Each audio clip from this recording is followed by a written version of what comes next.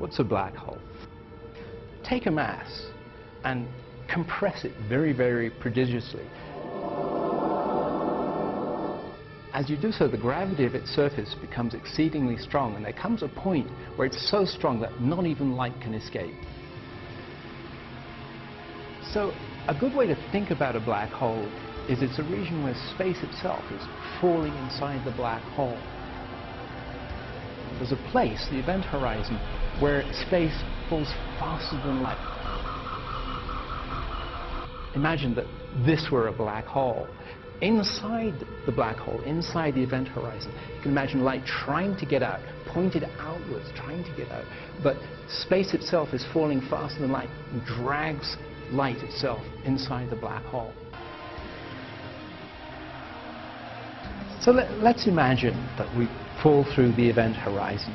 That's the place where space is moving faster than light. We fall deeper down inside the black hole, but if it's a rotating black hole, and surely they all do, then the centrifugal force begins to slow us back down again.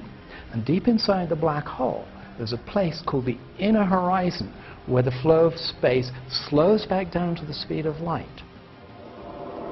And at that point, all the light and material that ever fell into the black hole tends to pile up.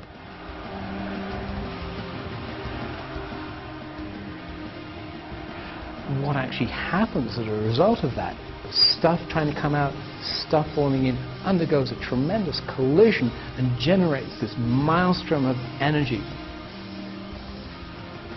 At a certain moment, as we hit the inner horizon, there's this infinitely bright, blinding flash of light. That's all the stuff that's been waiting there, trying to get out, is just held there at the inner horizon.